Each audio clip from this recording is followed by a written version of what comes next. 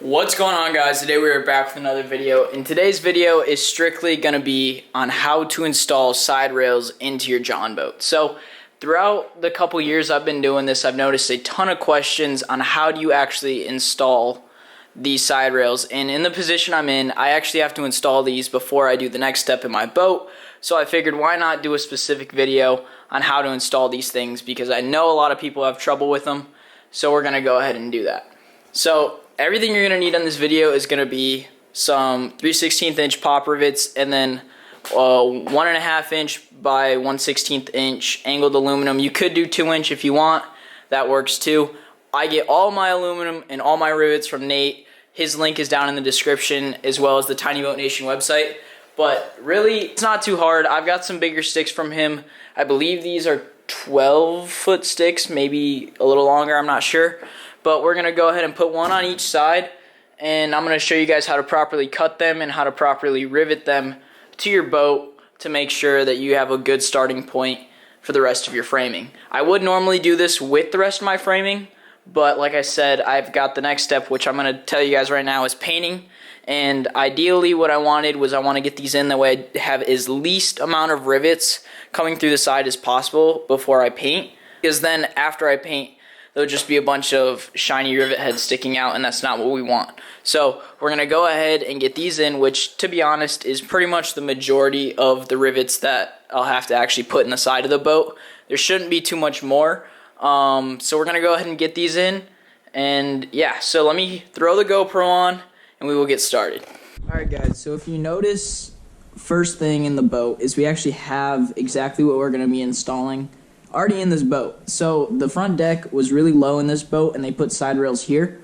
They're buck riveted and they're really low. I kind of explained it in my gutting video, but I don't think I'm going to take them out for that reason. So these are going to stay, but this is basically what we have to do.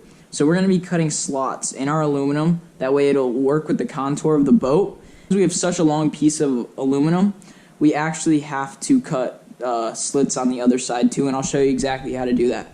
So I'm going to go ahead and grab that piece of aluminum, bring it over here, and I'm going to show you guys exactly how to cut this up. That way it's perfect for installing into your boat. Alright, so there's actually a couple ways that you can do this. Here's how I'm going to do it. I'm going to take an angle grinder and cut my slits that way. Another option is you could take something like that. That's a chop saw. You could go ahead and do that as well. If you have a bandsaw, that works probably the best, like one of those handheld bandsaws. That's what I would prefer to be using right now. Unfortunately, I don't have one at this time. I may end up picking one up for the rest of the framing in this boat, but I got to get this done. So we're going to be doing this with an angle grinder with a cutoff wheel. So let me get that all set up and get glasses and all that. This stick laid down. This is going to be the back side of the boat, and this is going to be the front side of the boat. So if you guys notice, the back side's a lot more straight, and then it kind of curves in at the end. So what we're going to do is we are going to account for that. So we don't need our cuts as close in the back, because we don't have to bend it as much as we would in the front, because it's got to bend more. So I'm going to show you guys what I mean by that with the cuts. So let's get started. We're going to start first with the cuts that you would kind of see, kind of like those ones, and then I'll show you guys the other cuts in a second.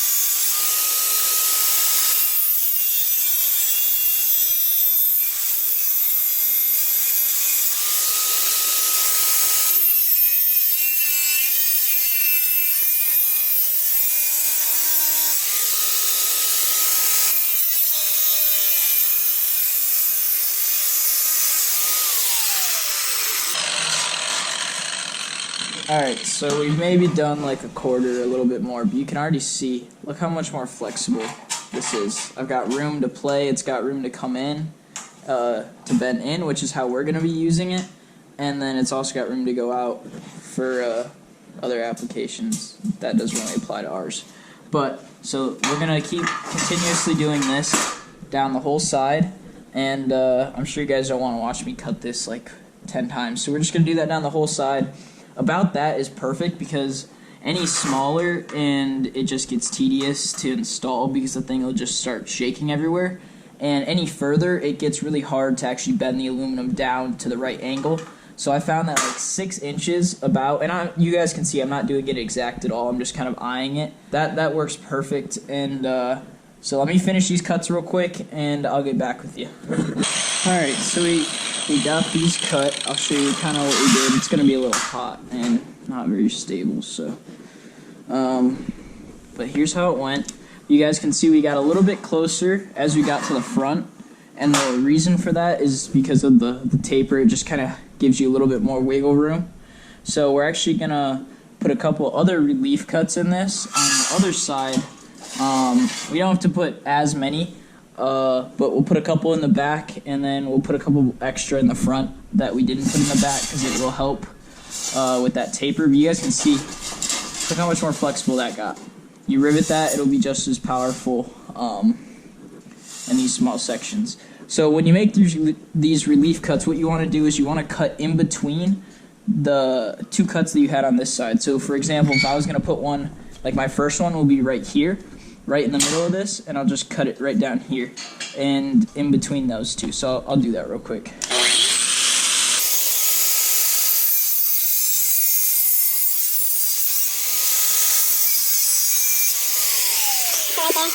That's going to be a relief cut, and what that does is it allows it to bend this way a little bit too. So as your boat goes, it just helps give it a little bit more maneuverability to mount it. That way it's not so stiff. So for the back, I'm probably going to do like my next one right here. So I'll probably do every other, and then once I get a little bit closer, I might do every single one.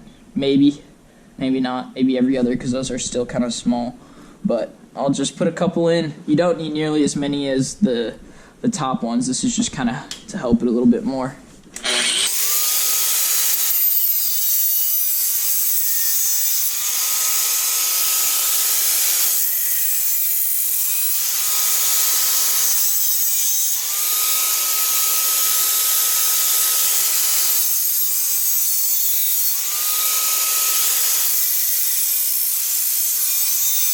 Alright, so this piece of aluminum is all cut.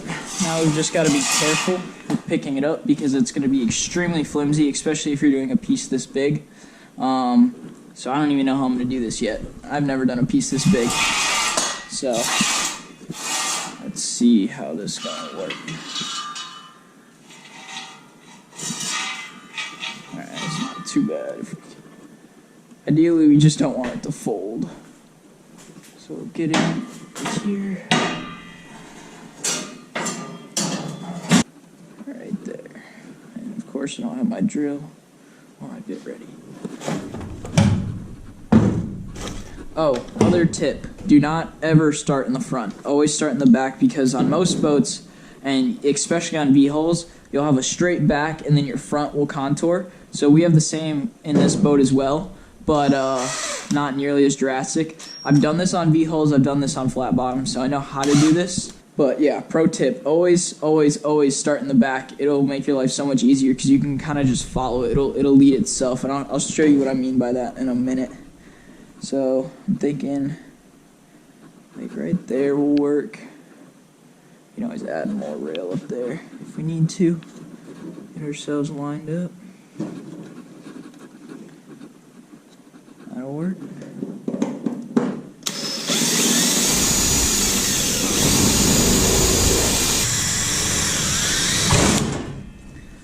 So that looks to be our first hole. There we go.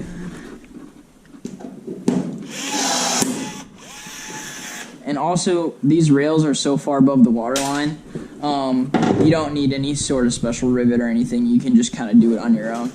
So, just to let you guys know.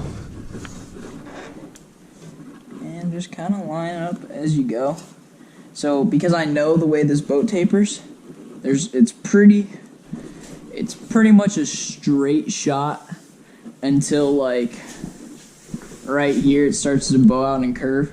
So until about here, I just kind of got to keep it straight, and I know that.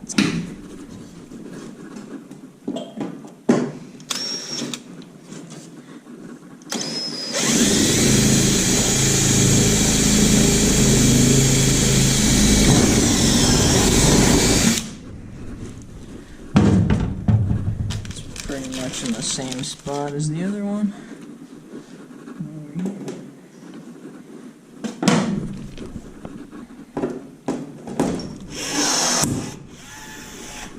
Bam.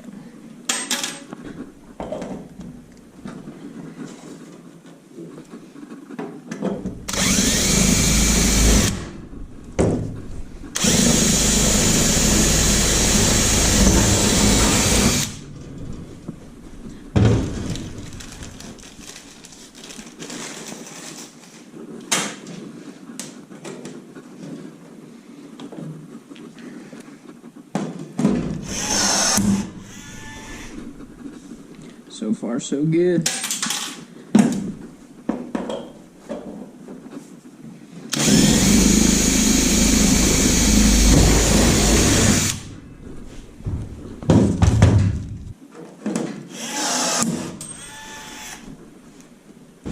And you guys can start to see how strong this really does get despite all those cuts. Like, I can bend this down if I really wanted to, but it's going to take a lot of strength. What I'm going to do is just take a pair of like channel locks and just do them, but I'll show you guys that step a little bit later. But the pure strength is there for all of you guys wondering with all those cuts. Yes, it does affect it, but because the rivets are so closely spaced, about 6 inches as well, it does add a lot of strength. So for me, because of the ones I took out, there are rivet holes about every 6 inches. If you don't have that, you just drill your own. I'm drilling my own through this. Just drill them through your boat. You guys can see after I get past a certain point, I'll have to start drilling my own as well. That's fine. But I'm just using the ones that are already there. That way there's not more holes in the boat and rivets and all that stuff. So, and this deck height works pretty good for me. I like this. Because we are using a drop-in system, this is literally going to be the deck height we're in.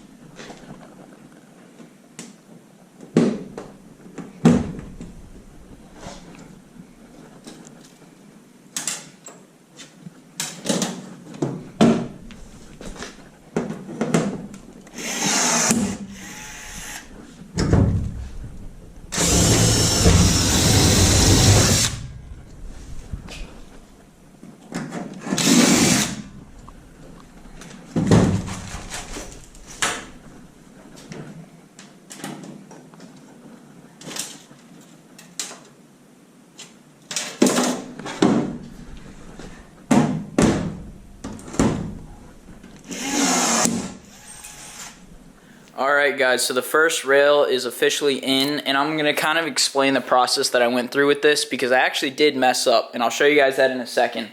But I'll walk you through my whole process of doing this. So, as you can see, my boat has this really aggressive flare in the back. And what that means is I actually have taller sides than some other Jon boats out there, at least in the back. And what you have to keep in mind if you have these taller sides is that you probably don't want your decking and your framing to be above where your transom is. So I have a short transom, so that means it's 15 inches. That means I don't really want my rail above 15 inches or anything over this. I'm trying to kind of keep my deck pretty level with this. That's kind of what I've done with my last two builds, and I've been very successful doing that. So I'm kind of just planning on continuing to do that. So as you can see, I start a little bit, it's pretty much even. After I bend those down, it'll be a little bit less than this, but by the time I put the decking on in the EVA, it'll be pretty much even. So we walk it down straight to about, I'd say, right here is where I really had to fix what I was doing, because I was just trying to continue going straight, But the problem with that is I gotta follow the contour of the boat, and in this type of a boat, it's pretty flat. So what you do is you just kind of measure from your rail to the top of my gunnel, and I just tried to keep that as consistent as I could coming all the way down to here.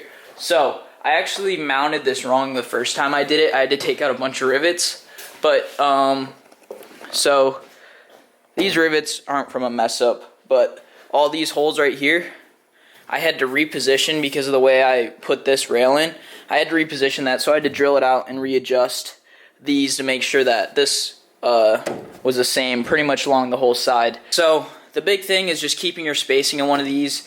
In a V-hole, you're gonna see your spacing, it's gonna get bigger here because of the way the boat tapers. A lot of times it will get bigger here. It might be a little difference, it might be a big difference. You kind of just have to play it by hull and just try and look at the way your hull tapers. So I messed up the first time, so if you got to redo it, just do it, because it's better to have it done right than not done right the first time. So that's my advice. We're gonna go ahead and start working on the second one though and getting that put in. And the second one's a lot easier because you've already done all the hard stuff. You've already positioned it correctly, know where to start, know where to end. You just kind of got to recreate it on the other side. So with that said, let's get started.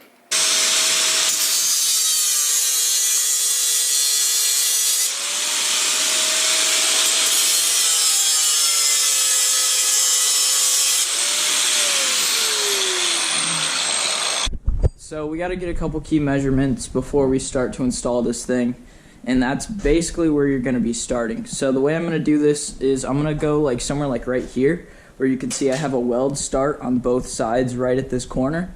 So that's where I'm going to be measuring from. So like I'll take my tape measure, looks like that's literally dead at 6.5 inches. So that's how I know 6.5 inches to that weld is where I will be mounting that. And then also you want to measure from a spot. Looks like I'm 3 inches away from this back plate. So 6.5 and 3, those are your two key numbers. I gotta grab all my stuff. Alright, that's pretty spot on. I'll come over to this side because we've already got some holes here from when we took rails out. Just make sure you hold it firmly and put your rivet in.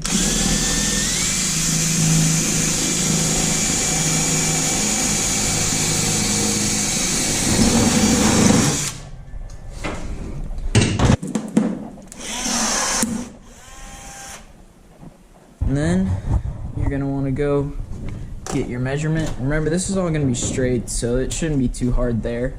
But I just like to go with a number and try and stick with it. So you guys can see almost a little under 6 is where we're going to go to start.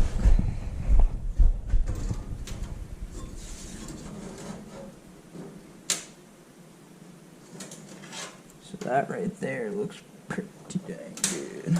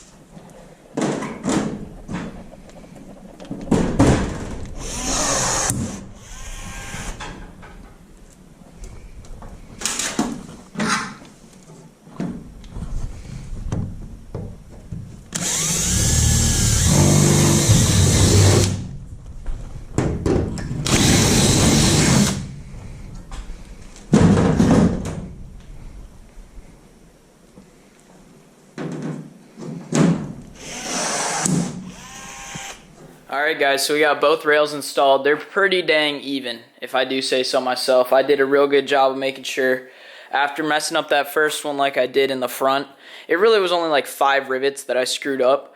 But after messing that up, I really wanted to make sure I got this side right the first try. So I measured for most of those rivets. I tried to measure my best and try and keep this perfectly in line with that. So the last step is going to be to actually bend these things down, and that's why we did so many cuts, because if we just left it like this, it would be insanely hard first of all to mount, and second of all to bend. So I'm going to show you guys. We're just going to be using like a pair of channel locks like this and just prying them down. It's pretty simple. It's nothing too crazy. You just kind of go like this and bend it down, and you just try and make it even. So like that, and I might have to bend that one a little more, but I'll go ahead and put the GoPro on and do this real quick so that way you guys can see it all happen.